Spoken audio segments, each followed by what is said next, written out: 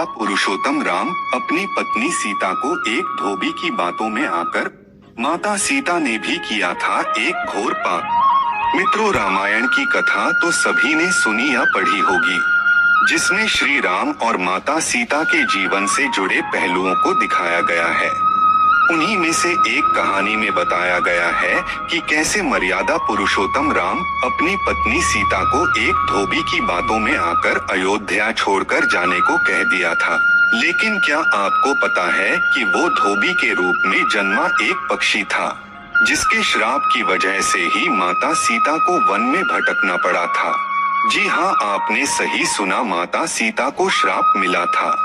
आज हम आपको बताएंगे कि देवी सीता को किस पाप की सजा मिली जो उन्हें वन वन भटकना पड़ा। धरती की कोख से जन्मी थी सीता। मिथिला नगरी में जनक राजवंश राज करता था। उन्हीं में से एक राजा सीरध्वज थे। एक बार यज्ञ के लिए वो जमीन जोत रहे थे। उसी समय वहाँ से एक छोटी कन्या निकलती है। इस सुंदर कन्या को देखकर राजा को बहुत खुशी हुई। उन्होंने उस कन्या को अपनी पुत्री बना लिया। उसका नाम सीता रखा। एक दिन सीता अपनी सहेलियों के साथ बगीचे में खेल रही थीं। वहां उन्हें एक तोते का जोड़ा दिखाई दिया, जो बहुत ही खूबसूरत था। वे दोनों पक्षी एक पर्वत की चोटी पर बैठकर बातें कर रहे थे। पृथ्वी पर श्री राम नाम से विख्यात एक बड़े सुंदर राजा होंगे। उनकी महारानी का नाम सीता होगा। श्री राम सीता के साथ कई वर्षों तक राज्य करेंगी। धन्य हैं वे जानकी देवी और धन्य हैं वे श्री राम। माता सीता ने जानी प्रभु राम की कहानी। तोते की ऐसी बातें सुनकर सीता ने सोचा कि ये दोनों तो मेरे ही बारे में बातें कह रहे हैं। इन्हें पकड़कर मैं इनसे अपने जीवन से जुड़ी सारी बातें पूछ सकती हूँ। इसीलिए उन्होंने अपनी सहेलियों से उन दोनों पक्षियों को पकड़कर लाने को कहा। उनकी सहेलियां उस पर्वत पर गईं और दोनों पक्षियों को पकड़कर ले आईं। माता सीता उन पक्षियों से कहती हैं कि तुम दोनों बहुत सुंदर हो, देखो, डरो नहीं, मैं तुम्हें कोई नुकसान नहीं पहुंचाऊंगी। तुम बस मुझे ये बताओ कि तुम कौन हो और कहां से आए हो। राम कौन है और सीता कौन है, तुम्हें उनके बारे में कैसे पता है।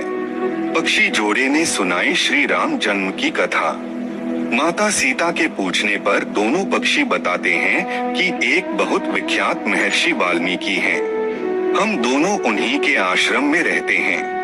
महर्षि ने रामायण नाम का एक ग्रंथ लिखा है, जिसका पाठ उन्होंने अपने शिष्यों को भी कराया है। उन पक्षियों ने सीता को ये भी बताया कि इस ग्रंथ में महर्षि वाल्मीकि ने बताया है कि महर्षि ऋष्यशृंग के द्वारा किए गए पुत्रैष्ठ्यज्ञ से प्रसन्न होकर भगवान विष्णु राम, लक्ष्मण, भरत और शत्रुघ्न ये चार मानव शरीर धारण कर पृथ्वी पर जन्म लेंगे। बड़े होने पर श्री राम महर्षि विश्वामित्र और अपने छोटे भाई लक्ष्मण के साथ हाथ में धनुष लिए मिथिला आएंगे और शिव जी के धनुष को तोड़कर सीता से विवाह करेंगे। राम और सीता का विवाह। फिर उस पक्षी के जोड़े ने कहा, हे सुंदरी, हमने तुम्हें सब कुछ बता दिया, अब हमें छोड़ दो, हम जाना चाहते हैं। पक्षियों की बातें सुनकर माता सीता के मन में और भी बातें जानने की इच्छा हुई। उन्होंने उन दोनों से पूछा कि राम कहाँ होंगे, वे किसके पुत्र हैं, कैसे वो मिथिला आकर जानकी से विवाह करेंगे। नर तोता बोला कि श्री रामचंद्र का मुख कमल के समान सुंदर, नेत्र बड़े बड़े और खिले हुए, नासिका ऊंची, पतली भुजाएं घुटनों तक, गला शंख के समान होगा। मैं उनका क्या वर्णन करूं, जिनके गुणों का बखान 100 मुख वाला भी नहीं कर सकता।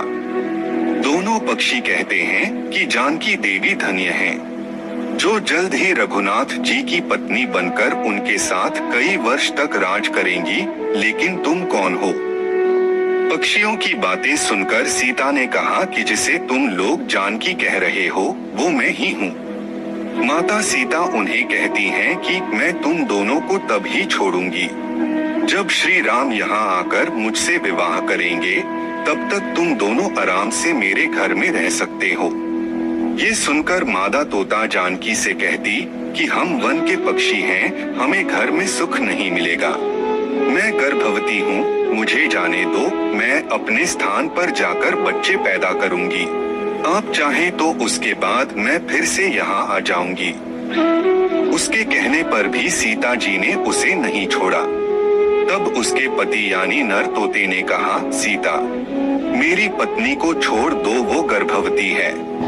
जब ये बच्चों को जन्म दे देगी तब उसे लेकर मैं फिर तुम्हारे पास आ जाऊंगा। तब माता सीता ने कहा, तुम आराम से जा सकते हो, लेकिन ये मुझे बहुत पसंद है। तुम घबराओ नहीं, मैं इसकी अच्छे से देखभाल करूंगी। जब सीता ने उस मादा तोते को छोड़ने से मना कर दिया, तब वो पक्षी दुखी हो गया। पक्षी दोबारा सीता जी से निवेदन करता है कि मैं अपनी पत्नी के बिना जिंदा नहीं रह सकता, इसलिए इसे छोड़ दो। माता सीता, तुम बहुत अच्छी हो, मेरी प्रार्थना मान लो। इस तरह उसने बहुत समझाया, लेकिन सीता ने उसकी पत्नी को नहीं छोड़ा। तब मादा पक्षी ने क्रोध में सीता को श्राप दिया कि अरे, जिस प्रकार तुम मुझे इस समय अपने पति से अलग कर रही है, वैसे ही तुझे भी स्वयं गर्भवती की अवस्था में श्री राम से अलग होना पड़ेगा। कुछ दिन बाद पति से बिछड़ने के दुख में मादा पक्षी के प्राण निकल गए। पत्नी की मौत हो जाने पर नर पक्षी दुखी हो गया। फिर वो सीता जी से बोला कि मैं मनुष्यों से भरी श्री राम की नगरी अयोध्या में जन्म लूंगा। मेरे ही कारण तुम्हें पति के वियोग का दुख उठाना पड़ेगा। ये कहकर वो वहाँ से उड़ जाता है।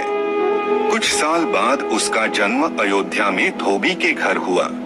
उस धोबी के कारण ही सीता जी का अपमान हुआ। उन्हें अपने पति श्री राम से अलग होना पड़ा। उस तोते का श्राप ही सीता जी के पति श्री राम से बिछड़ने का कारण बना। इसीलिए जब माता सीता गर्भवती थीं, तो उन्हें भी पति से दूर वन में रहना पड़ता है।